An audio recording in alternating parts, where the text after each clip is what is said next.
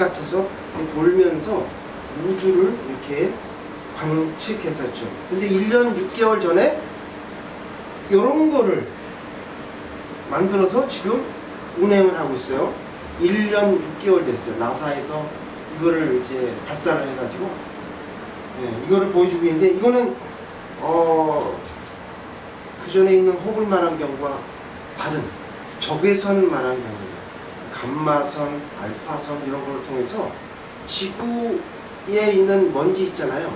이런 것들이라든가 또 위성들 여러 가지 그런 장애 요소를 없이, 장애가 있더라도 멀리 이렇게 볼 수 있는 그런 것이 바로 이 제임스 웹이라는 망원경입니다.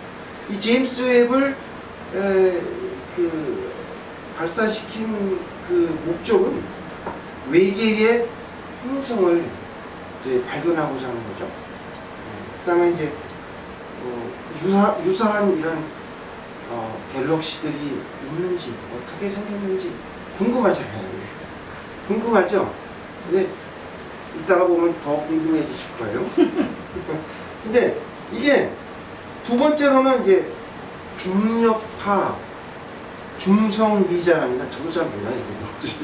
어쨌든 그거를 통해서 지구의 옛날 역사, 이거 어떻게 태어났는가, 태양계가 어떻게 만들어졌는가, 이런 것들을 좀 알고 싶은 그런 생각이죠. 그 다음에 마지막으로는 도대체 여러분 우주의 끝이 있다고 생각하세요?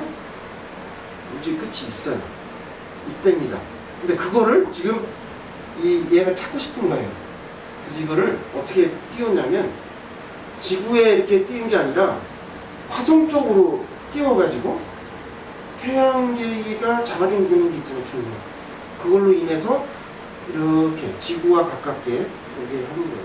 근데 이게 여러분 잘 아시다시피 통신이라는 게 있잖아요. 무전도 멀리 가면 못 알아듣잖아요. 그렇듯이 이 제임스 웹도 지구에서 약 500km 그 사이에 있어야 정확하게 받을 수가 있답니다. 그래서 이제 그렇게 해가지고 지구 주위를 돌고 있어요. 근데 재밌는 거는 아까 보여줬던 이 허블 망원경이 사람이 보는 이거의 100배를 볼 수가 있거든요. 근데 여기는 10,000배를 볼 수 있어요. 보이지 않는 것도 볼 수 있는 그런 것이 바로 이 제임스 웹입니다. 13조. 자, 요게 바로 약 300만 광년에 떨어져 있는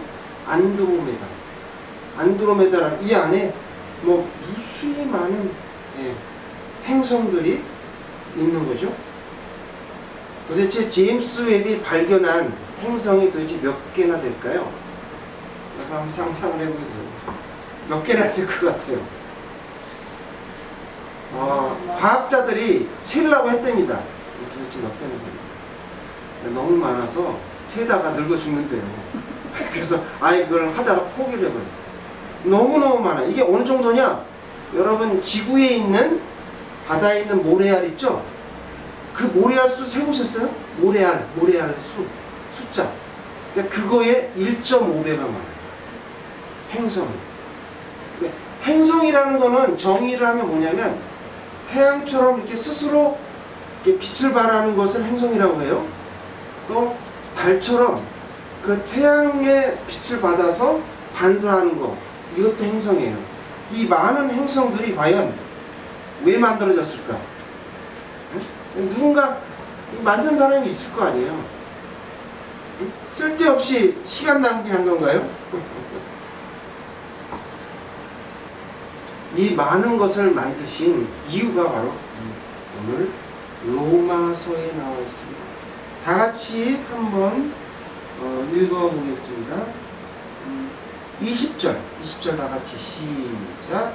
창세로부터 그의 보이지 아니하는 것들 곧 그의 영원하신 능력과 신성이 그가 만드신 만물에 분명히 보여 알려졌나니.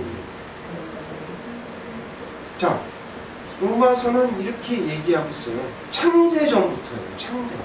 그러니까 우리 사람을 만들고 지구를 만들고 태양계를 만들기 이전, 어둠과 빛을 창조하시기 이전에 벌써 하나님이 모든 것을 만드셨다. 그것을 인간이 하나님이 없다라는 것을 핑계하지 못하고 그렇게 말합니다. 그래서 이것은 뭐예요? 하나님의 능력과 신성을 스스로 나타내 보시는 거죠. 근데 왜 많은 사람들이, 세상 사람들이 하나님이 없다고 할까요? 여러분, 하나님이 없다라고 하는 사람들은 조금 어리석은 사람이에요. 왜냐하면 보세요. 저는 그냥 제가 예수 안 믿는다 하더라도 피를 보면 피의 색깔이 빨간색이잖아요. 근데 사람만 그렇습니까? 동물도 다 똑같죠? 물고기도 똑같아요. 날아다니는 새도 똑같아요. 그리고 또 암수가 딱딱 이렇게 정해져 있어요. 이게 한 사람이 만든 거예요. 여러 사람이 만든 게 아니에요. 진화학자들은 어떤 분은 그렇게 얘기해요. 먼지가 막 자기 스스로 뭉쳐가지고 이렇게 됐다. 그렇게 될 수가 없어요. 이렇게 많은 행성들이 질서 있게 자기 마음대로 막 혼란스럽게 해가지고 부딪혀갖고 그런 것이 아니라 질서 있게 지금도 운영되고 있다는 것을 우리가 봤을 때 그것이 바로 하나님이 하시는 거예요. 그래서 하나님은 어떤 분이신가? 측량할 수 없어요. 무한하신 능력과 무한하신 성품을 가지고 계신 분이십니다. 그래서 우리가 이렇게 제가 이걸 다 설명해 드리는 이유는 이게 은하단이에요. 은하단인데 여기 보이시는 거 반짝반짝 보이시는 거 있죠? 이런 게 성운이에요. 성운. 안드로메다 성운. 우리 다 모여서 된 것을 우리가 은하단이다. 자, 여기 왼쪽에 보는 것이 허블 만환경이 관측한 거고요. 오른쪽에 있는 것이 제임스 웹이에요. 그 제임스 웹은 여기 구름처럼 막 이렇게 흐리흐리하게 되어 있는데 아주 선명하게 그 구름처럼 보이는 게 바로 뭐예요? 너무너무 많은 별들이, 성운들이 모여 있는 것을 자세하게 보여주고 있어요. 요거는 이제 용골자리 성운이라고 해요. 용골자리 성운. 대표적으로 제임스 웹이 이걸 찍었죠. 그 다음에 멋있죠? 너무 멋있죠. 근데 우리가 예전에 하나님과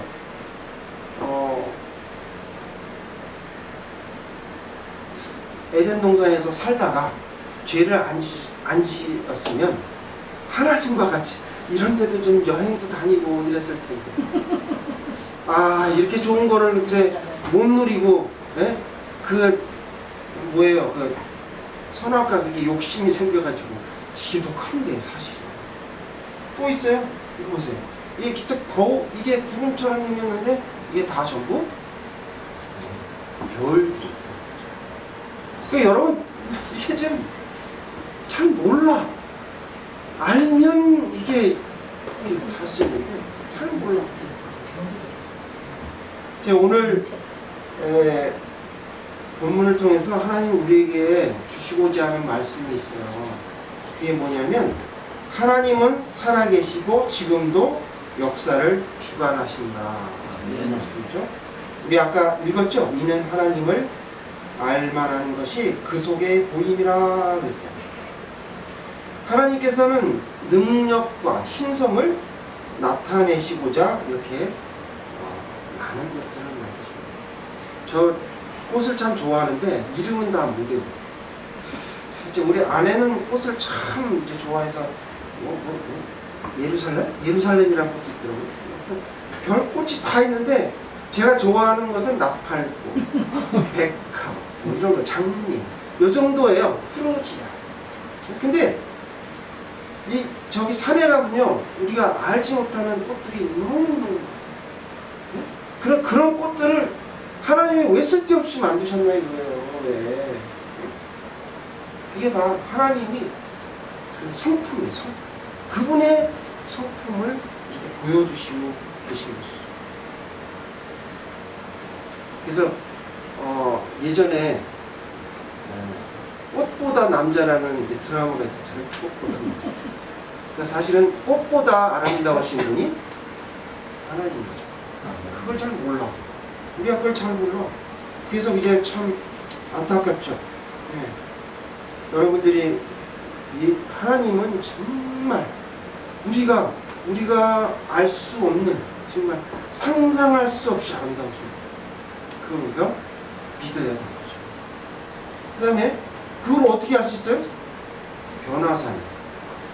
변화산에서 예수님이 모습을 보여주셨죠. 어느 정도 예수님께서.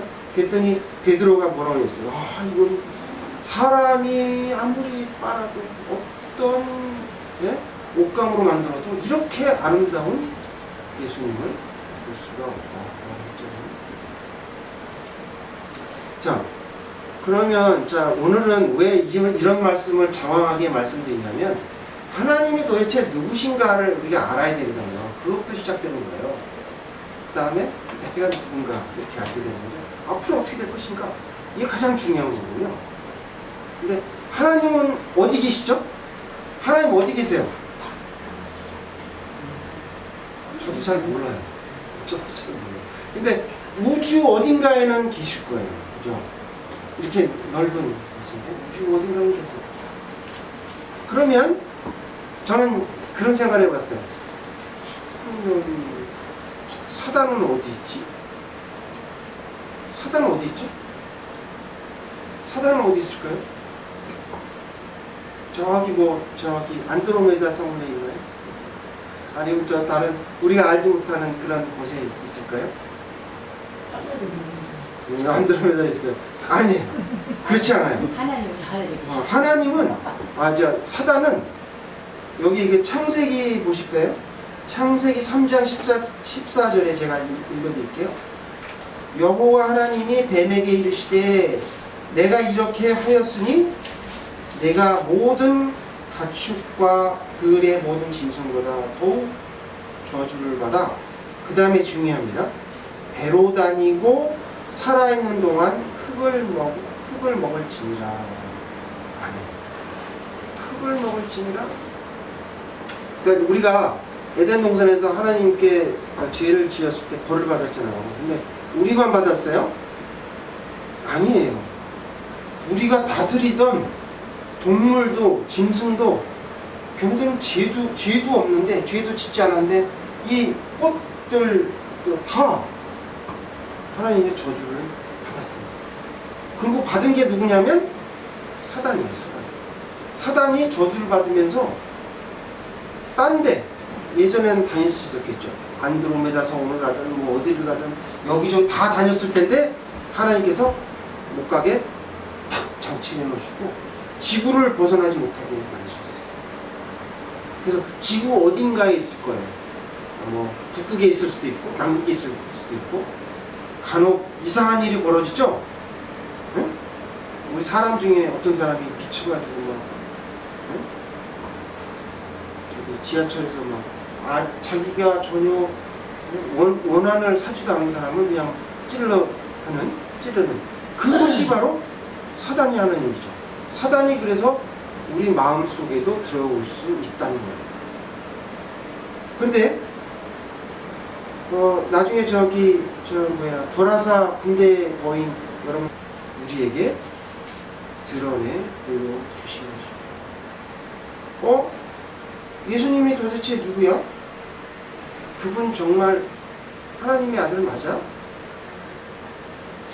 지금 살아있는 분도 아니고 2000년 전에 계시던 분인데 내가 그분을 어떻게 믿어?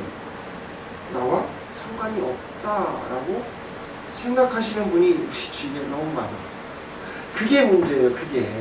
근데 로마서 5장 8절에 이렇게 나와 있어요. 우리가 아직 죄인 되었을 때에 그리스도께서 우리를 위하여 죽으심으로 하나님께서 우리에 대한 자기의 사랑을 확증하십니다. 확증이 뭡니까? 확증. 야, 내가 너 그냥 도와줄게. 한 번 그냥 도와줄 수도 있지. 이런 게 아니죠. 하나님은 어떻게 해요? 도장을 꽝 찍는 약속을 해요. 피해 약속을 했어요. 그래서 하나님의 의는 누구를 통해 나타나느냐? 예수 그리스도의 피로 우리가 알 수 있습니다.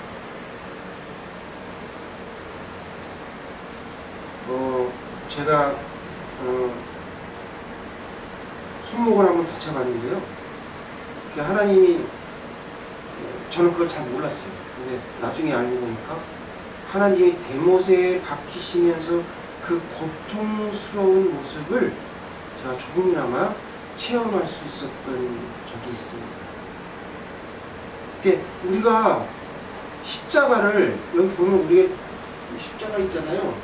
사실은 제가 이 십자가 말고 예수님이 달려있은 그 십자가를 달고 싶은데 아내가 그러면 천주교 같다고. 저희 집에는 달아놨어요. 저희 집에. 근데 제가 그거를 알고 나서 십자가를 바꿨어요. 그러니까 예수님이 십자가에서 우리를 위해서 피 흘리셨다는 것은 그 고통은 정말 말할 수 없는 하나님의 고혈의입니다. 은혜예요, 은혜. 그래서 그것을 우리가 믿음으로 받아들여야 됩니다. 조금 있으면 이제 오곡백화가 무르익어서 이제 살살살 바람이 불면 이런 소리도 나고 그러잖아요. 가을이 깊어지는데 조금 있으면 이제 낙엽도 떨어지죠. 그러면 그게 바로 자연이 하나님을 찬양하는 모습이에요. 그걸 깨달으셔야 되는데, 그걸 보실 수 있는 눈이 있어야 되는데, 하나님이 그거를 만드셨어요. 본인 스스로.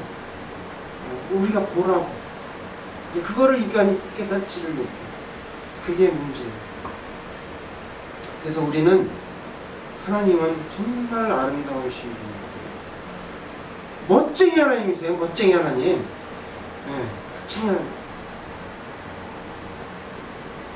하나님의 사랑은 여러분이 어떤 일을 당하든지, 시련을 당하든지, 또는 어두운 곳에 있든지, 어느 곳에 있더라도 하나님은 여러분과 어떻게 하신다고요?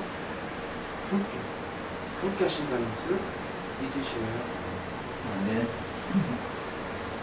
제가 그 신들러 리스트라는 영화를 예전에 3번 만나요. 많이 봤는데, 그 영화는요, 흑백으로 되어 있어요. 한 여자아이만 이렇게 청천색으로 되어 있는데, 과연 내가 저걸 그 컬러로 봤다면 정말 너무 참혹해서 그걸 보지 못했을 거예요. 근데 흑백으로 됐기 때문에 제가 볼 수가 있었는데요. 그 아이가 나중에 시체가 막 산더미처럼 쌓여있는 곳에 떨어져서 죽잖아요. 그런 모습들이 신들러 리스트에 나옵니다. 제가 이스라엘에 갔을 때 그 리스트를, 신들러 리스트, 그러니까 생명책에 나와 있는 이름이죠. 그걸 직접 눈으로 확인하고 봤는데 감명 깊게 정말 너무너무 감명 깊게. 근데 이 영화 중에서 아우슈비츠에 몇 명이 죽었는지 아십니까, 여러분? 웃음이 나올 수밖에 없습니다. 최근에 무슨 홍수 5,000명, 이것도 엄청 많은 거거든요, 사실. 2만 명? 아니에요. 20만 명? 그보다 더 많아요. 200만 명이 죽었어요. 200만 명. 이스라엘 사람. 근데 이 죄가요, 그 주위에 이게 화장을 하니까 쌓이는 거죠. 이렇게 아주 그 참혹한 그런 모습이었는데, 제가 인상 깊게, 그 중에서도 가장 인상 깊게 남은 장면이 있는데, 뭐냐면 전쟁이 끝나가지고 히틀러가 자기 고향으로 가려고 해요. 근데 게스타포였어요. 돈 주고 샀지만. 근데 이제 히틀러가 가면서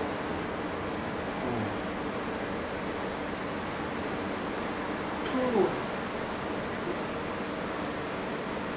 내가 이 자동차를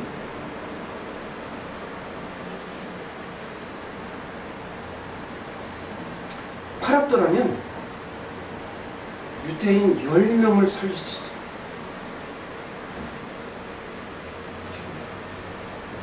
무릎 꿇으면서 회개합니다. 내가 이 가지고 있는 배지를 팔았더라면 유태인 2명을 더 살릴 수 있어요. 그렇게 못했어요. 용서해 주십시오.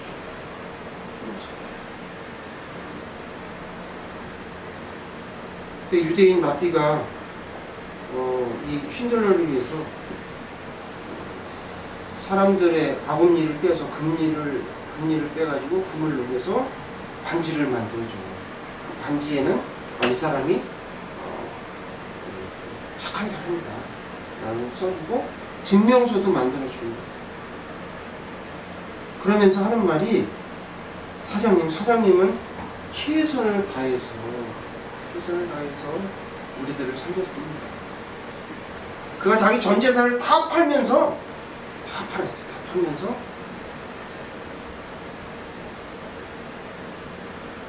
유대인 1,100명을 살렸다는 것입니다. 우리 살아가는 우리 생이, 어떤 분은 30이 못 돼서 이 세상을 하직하는 분도 계시고, 60 넘어서, 어떤 분은 또 80 이상도 사시는 분이 있잖아요. 근데 우리의 인생이 도대체 뭡니까? 우리 인생이 도대체 뭘까? 우리가 이 세상을 떠나는 날이 분명히 있습니다. 모든 사람이 다 죽었기 때문에. 이 세상을 떠나는 날, 하나님께 우리는 이렇게 기도해야 됩니다. 하나님, 좀 더 좋은 목사가 되지 못해서 죄송합니다. 좀 더 좋은 사람이 되지 못해서 죄송합니다. 용서하여 주시옵소서. 더 많은 사람을 전도해야 되는데, 더 많은 사람을 사랑으로 감싸줘야 되는데, 그렇게 못했습니다. 용서하여 주시옵소서.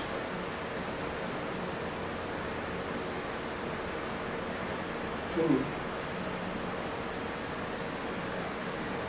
우리는 쉰들러처럼 이렇게 이 땅을 떠날 때 그런 고백을 해야 될 것입니다. 오늘 말씀을 통해서 하나님은 살아계시고 지금도 역사를 주관하신다.